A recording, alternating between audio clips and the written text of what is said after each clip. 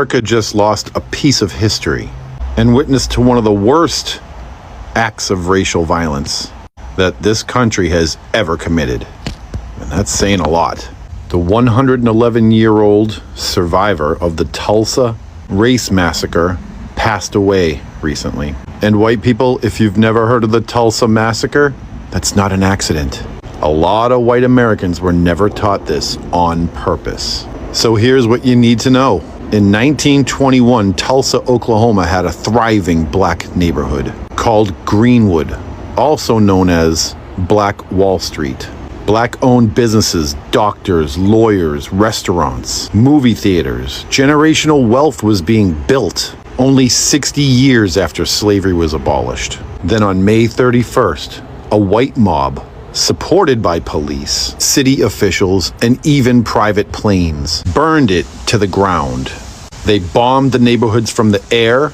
They looted homes and businesses. They shot residents in the streets. Bodies were dumped in unmarked graves. Historians estimate about 300 black men, women, and children were all killed on that one day. 10,000 left homeless and 35 city blocks destroyed. And for nearly 100 years, America has covered it up. No mention in textbooks. No accountability. This survivor, who lived to be 111 years old, she carried the trauma of that day for over a century. They watched friends die. They watched their community be erased. They survived a massacre their own country refused to admit even happened. Her passing isn't just the death of an elder. It's the loss of an eyewitness testimony to one of the crimes white America has tried its hardest to forget. We owe it to them and the generation that never got justice to teach the truth, to make sure Greenwood never gets erased again. The department has issued a new report on the Tulsa Race Massacre. The 123-page report documents the findings made during a review and evaluation of the massacre conducted under the Emmett Till Unsolved Civil Rights Crimes Act. The Tulsa Race Massacre stands out as a civil rights crime, unique in its magnitude, barbarity, racist hostility, and its utter annihilation of a thriving black community. In 1921, white Tulsans murdered hundreds of residents of Greenwood, burned their homes and churches, looted their belongings, and locked the survivors in internment camps. Until this day, the Justice Department has not spoken publicly about the race massacre or officially accounted for the horrific events that transpired in Tulsa. This report breaks that silence through a rigorous examination and a full accounting of one of the darkest episodes of our nation's past. The report lays bare new information and shows that the massacre was the result not of uncontrolled mob violence, but of a coordinated military-style attack on Greenwood. Now, more than 100 years later, there is no living perpetrator for the Justice Department to prosecute. But the historical reckoning for the massacre continues. This report reflects our commitment to the pursuit of justice and truth, even in the face of insurmountable obstacles. We issue this report in recognition of the courageous survivors who continue to share their testimonies, in acknowledgement of those who tragically lost their lives, and with appreciation for other affected individuals and advocates who collectively push us to never forget this tragic chapter of American history.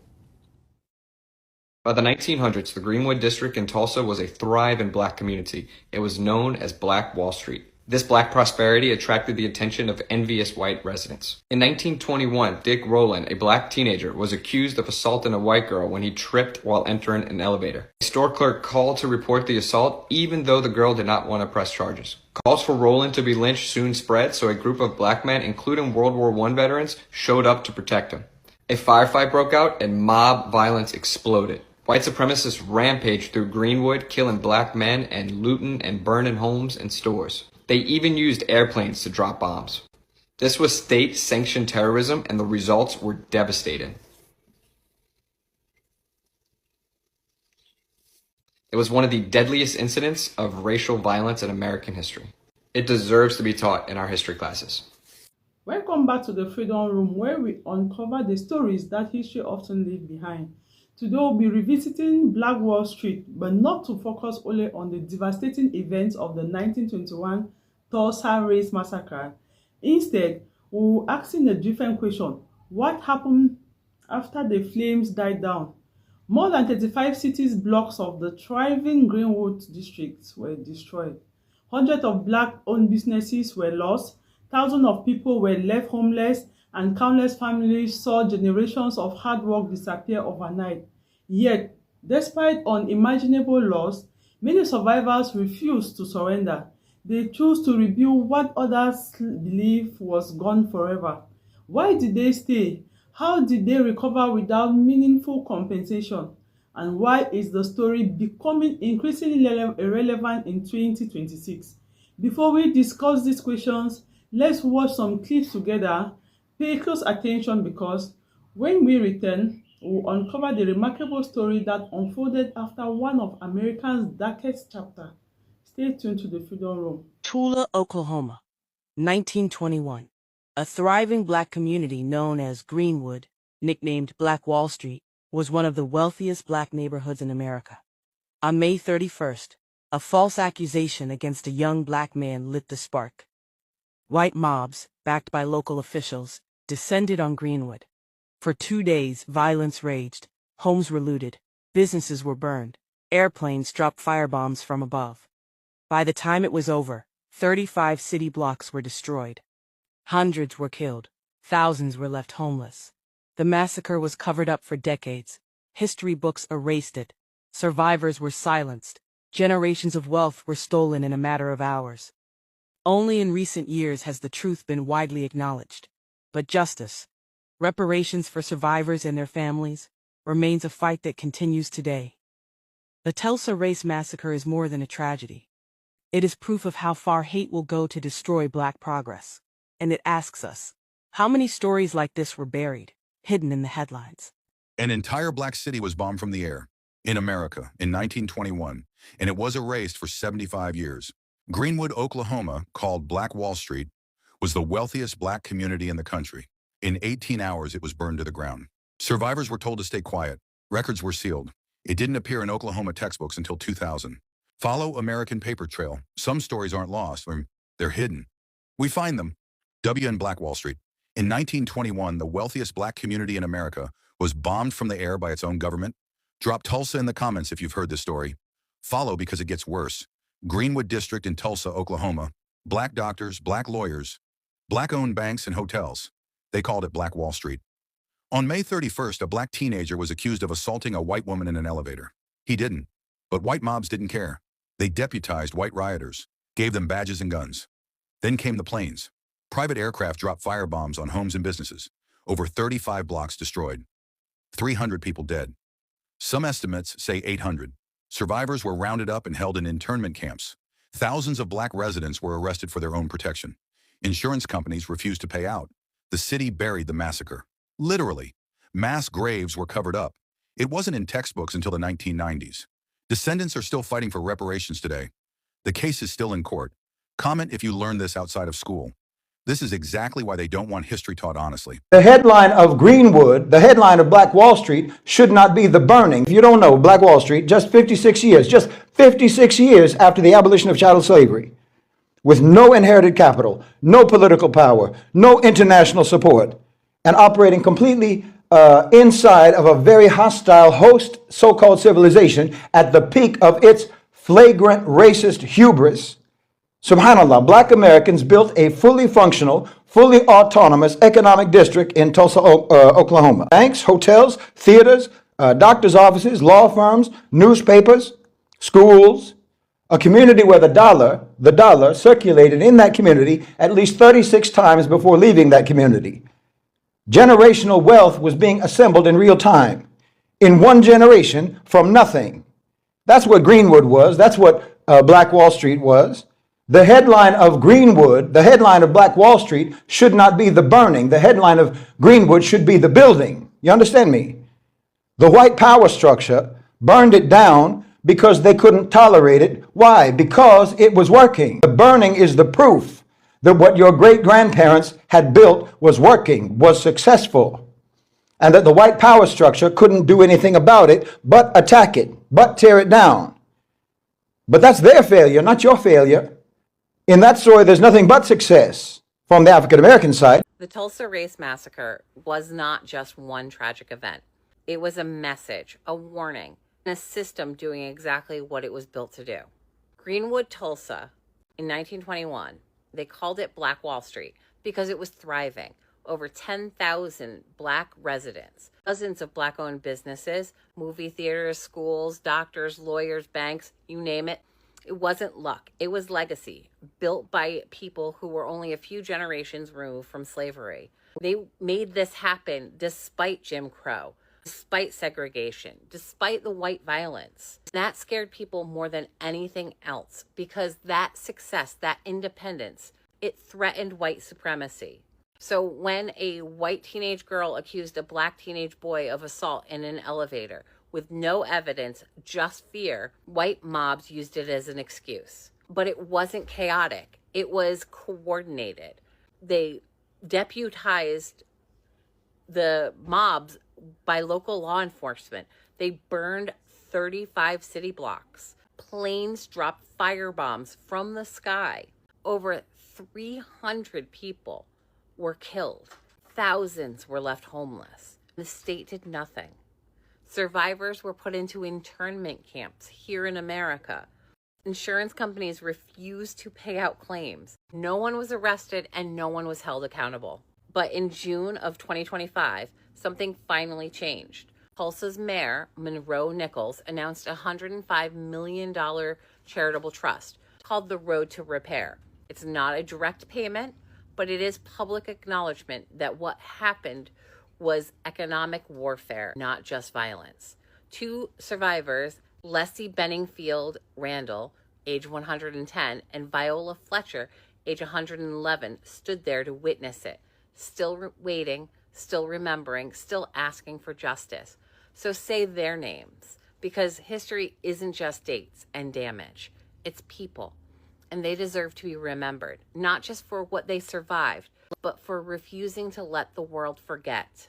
Have a beautiful day. A good example. Black Wall Street in Tulsa, Oklahoma was burnt to the ground.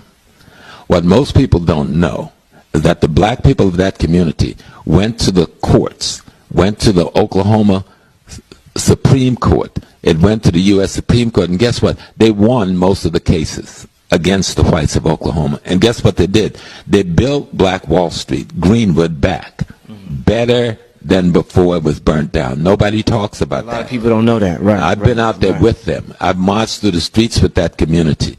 I've been out there to celebrate it with the brothers and sisters out there. Guess what destroyed it? Whoa. Integration. When we psychologically made a decision that what was in a white store was better than what was in a black store. Unfortunately, this is something they will not teach you in schools unless you're in higher academia, and that's if you're in a prominent either African American college or university, or actually minoring or majoring in African American studies. The Tulsa Massacre was triggered by an incident on May 30th, 1921, when a young man, black man, named Dick Rowland was accused of assaulting a young white woman named Sarah Page in an elevator. Despite conflicting accounts and evidence suggesting that the interaction was misinterpreted or exaggerated, Rowland was arrested. Racial tensions in Tulsa were already high, fueled by segregation, economic disparities, and resentment over the success of the black community in Greenwood. When a newspaper report about the alleged assault incited outrage among the white population, a mob gathered at the courthouse where Rowland was held, demanding that he was lynched. In response, a group of black men, many of them World War I veterans, went to the courthouse to protect Rowland. Clashes between the white mob and the black defenders escalated into full-scale violence. The white mob, often supported by local authorities, they looted, burned, and destroyed Greenwood. This massacre was driven by deeply entrenched racism, economic jealousy, and the perceived threat of black prosperity and autonomy. The anniversary of the Tulsa Massacre is on May 31st, today, and June 1st. The violence began on the evening of May 31st, 1921, and it continued into the following day on June 1st, 1921. This happened on U.S. soil. You need to know about it, read up about it, and know your history. And there was more black wealth in Tulsa than any other place in America. Chicago, Detroit, New York. What's happening in Oklahoma? First, there was an attempt to make it an all-black state with indigenous peoples. That's why Oklahoma had more municipalities, had more cities that were all black. Langston, Muskogee, and so forth. And Tulsa was the center of the financial and commercial activity. So when they attacked Black Wall Street, the white businessmen were being out-competed by the black businessmen, and they just burnt down all of our section of town. Vengeance, jealousy. Oh yeah, man. And it's interesting that you mentioned that, because I didn't realize. realize that there were so many blacks in Oklahoma. Now, growing up, I'm gonna be honest. No offense to anybody that listening that is from Oklahoma, especially the gentleman that's sitting across the table from me. But I didn't know black folks were in Oklahoma. And throughout my playing career, I kept running into guys like, yeah, I'm from Oklahoma and everything. I started to look into it and realize that a lot of former slaves, instead of migrating north, that's right, they went west.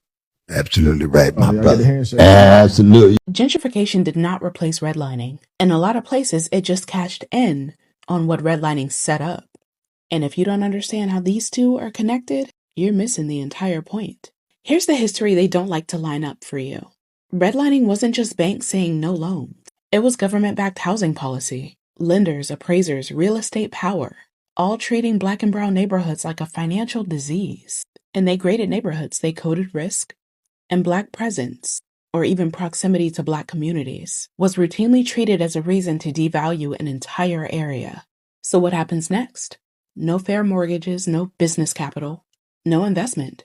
Homes age, infrastructure decays, schools get neglected, and wealth that should have been accumulated just doesn't. That wasn't accidental neglect. That was structured disinvestment.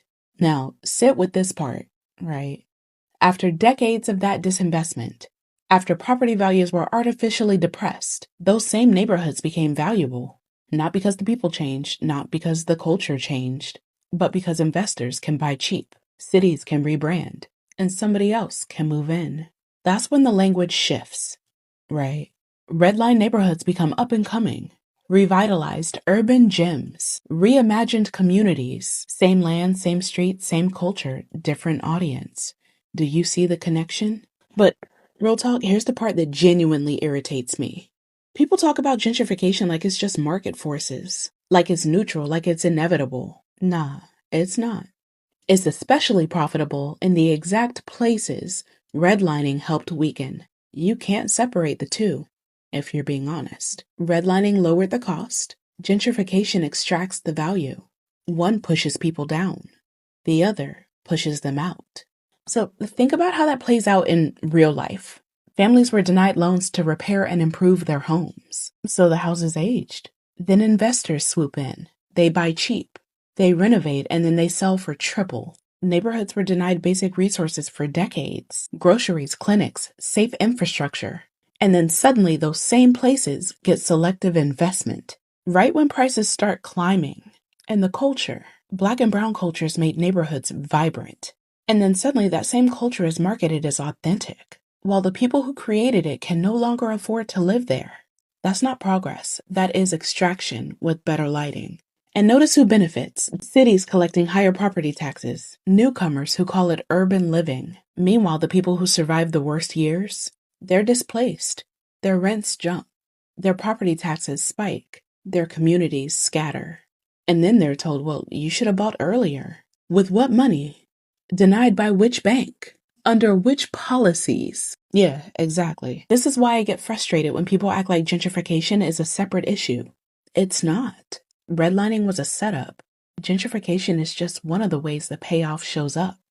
And the reason this country avoids saying that out loud is because it forces accountability, not just for the past, but for who's profiting right now. So when you see a neighborhood changing, ask yourself, who was locked out before it became desirable? Who was denied opportunity so someone else could cash in later? And why does progress always seem to arrive after Black and brown people start getting pushed out? That's not coincidence, that's design. And once you see it, you can't unsee it. The clips you just watched tells only part of the story. After the massacre, Greenwood residents were forced into temporary shelters, while many searched through the ashes of their homes and businesses.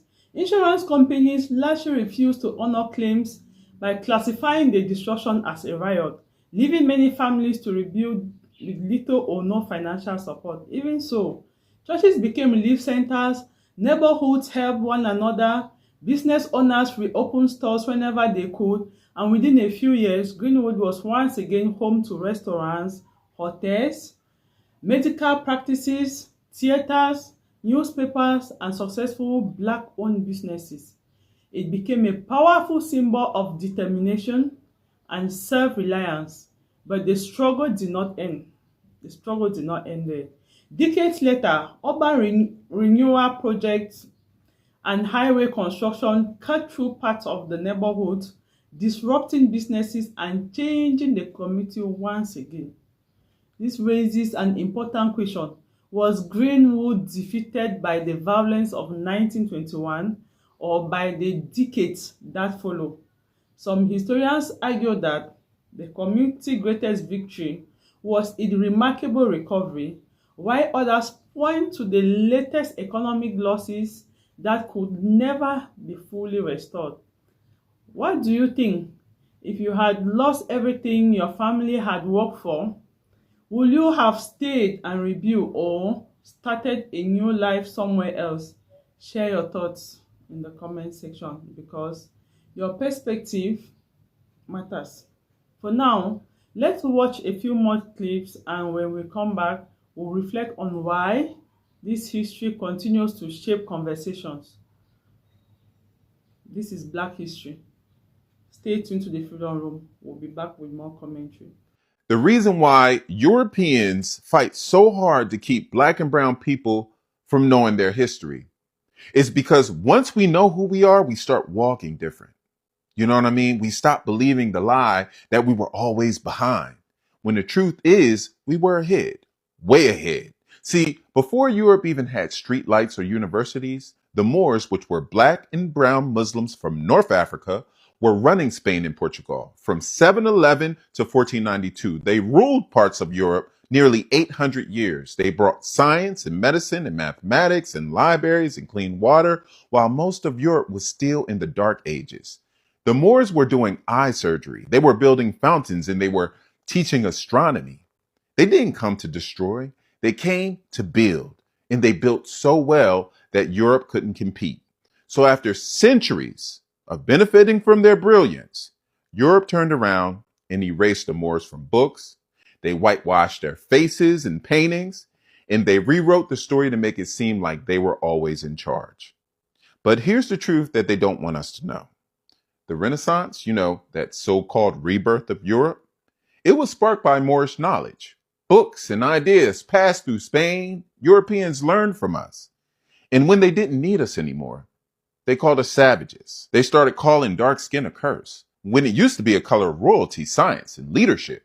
This is why they don't want our kids learning real history. Because once they understand that Africa helped civilize Europe, that we were not just slaves, but scholars, not just labor, but legacy, we stop asking for permission. We stop begging to belong in the world we helped build. So when people say, why does Black history matter? Tell them, because they spent centuries trying to bury the truth. And now we're digging it back up. You know what? I finally get it. Black Wall Street was so successful that white people burned it to the ground. Tulsa, Oklahoma, 1921. The Greenwood District was the wealthiest black community in America. Black-owned banks, black-owned hotels, black-owned everything. They called it Black Wall Street. Then a black teenager was accused of assaulting a white woman in an elevator. He didn't do it, but that didn't matter. White mobs showed up with guns and torches. But here's what they don't tell you. They dropped bombs from airplanes, actual bombs, on American citizens, on American soil.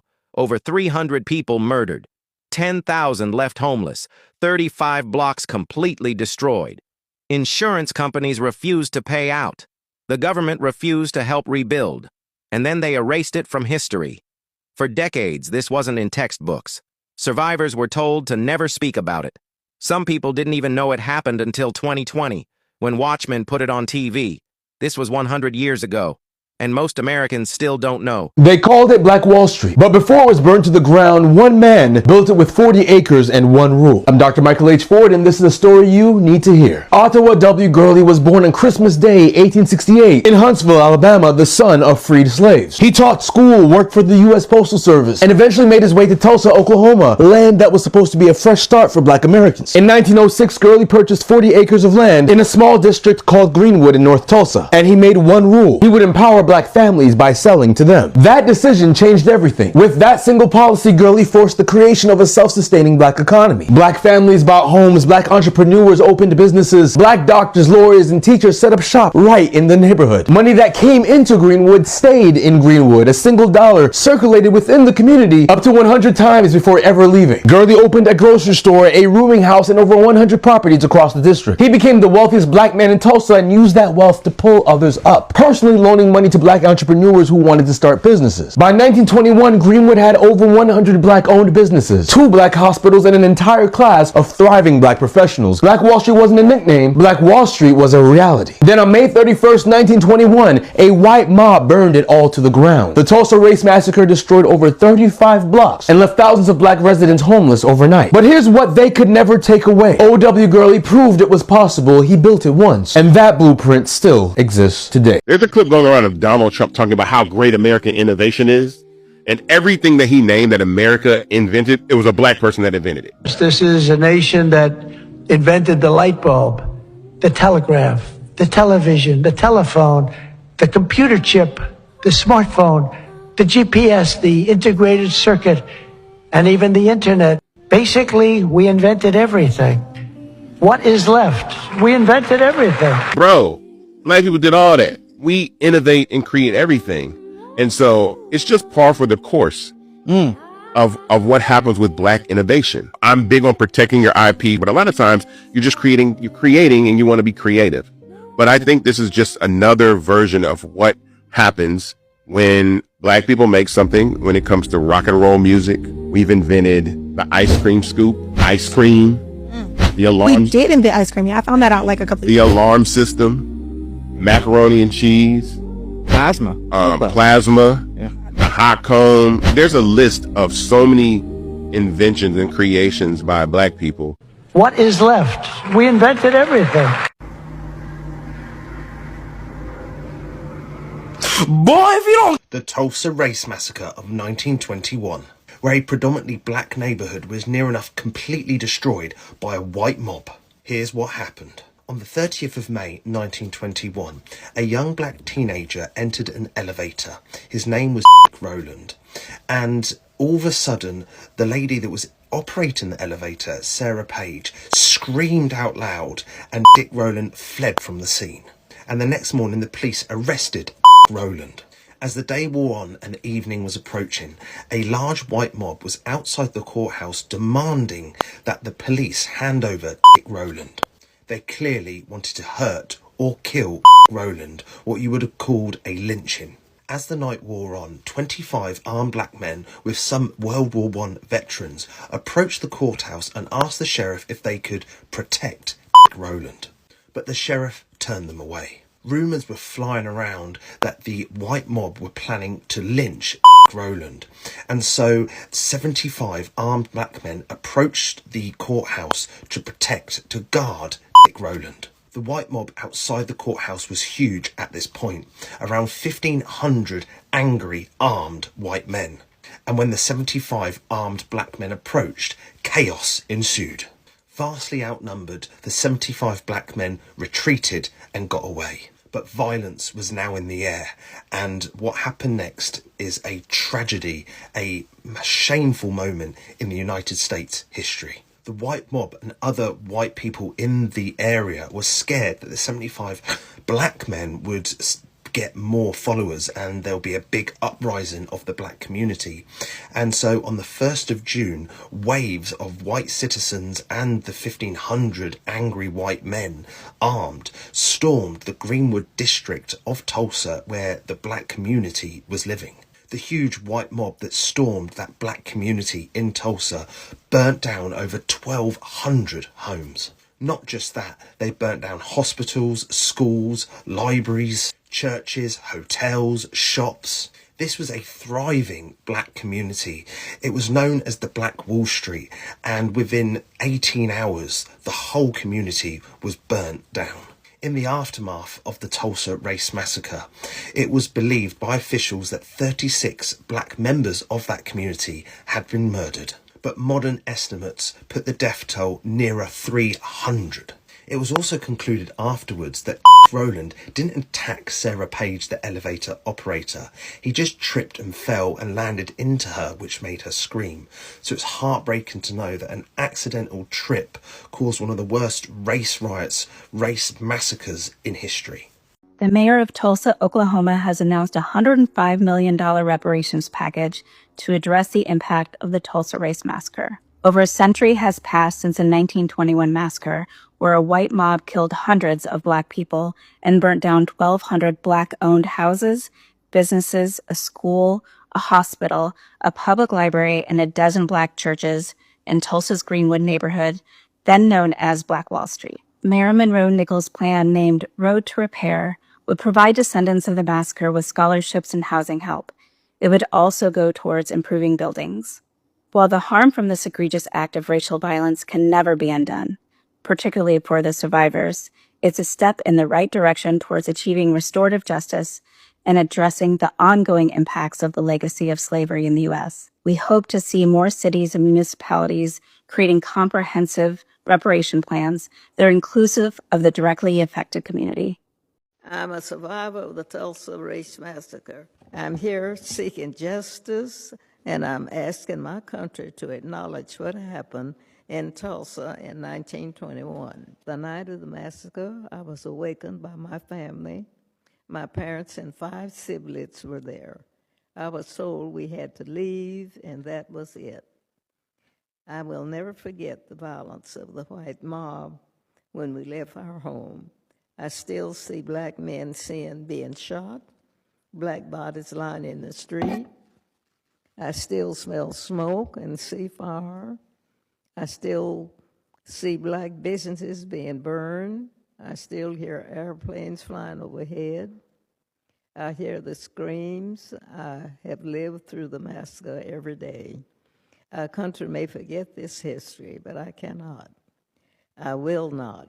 And other survivors do not, and our descendants do not. When my family was forced to leave Tulsa, I lost my chance of an education. I never finished school past the 4th grade. I have never made much money in my country.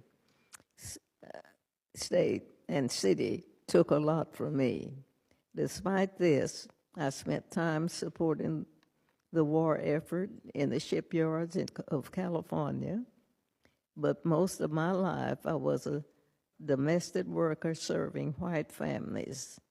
I never made much money, but to this day I can barely afford my everyday needs. I'm asking that my country acknowledge what has been happened to me, the traumas and the pain, the loss, and I ask survivors and descendants to be given the chance to seek justice, open the door. For 70 years, the city of Tulsa and its Chamber of Commerce told us that the massacre didn't happen, like we didn't see it with our own eyes. You have me here right now. You see Mother Randall, you see my brother Hughes Van Ellis. We live this history, and we can't ignore it. We lost everything that day, our homes, our churches, our newspapers, our theaters, our lives. Greenwood represented all the best of what was possible for Black people in America and for all the people. No one cared about us for almost 100 years. We and our history have been forgotten, washed away. This Congress must recognize us and our history for Black America, for the white Americans, and for all Americans. Now you have seen the evidence, one thing becomes clear. The story of Black Wall Street did not end in 1921. It became a story of extraordinary courage, resilience, and the determination to preserve hope in the faces of overwhelming hardship. It is also a reminder that rebuilding a community is far easier than rebuilding generations of lost wealth, opportunities, and trust. That is one reason why Black Wall Street continues to be discussed in 2026. As people reflect on economic inequality, historical memory, community investment, and the importance of preserving the truth of the future generation. Remembering Greenwood is not about dwelling on the past. It is about understanding how history continues to influence the present and inspire the future. We love to know your thoughts. Do you believe the full story of Black Wall Street is finally being told? Or is there still more that the world needs to learn? Leave your answers in the comment section below. If you found this video informative, please support the Freedom Room by subscribing, liking, sharing it with your family and friends. Thank you for watching. We'll see you in the next video.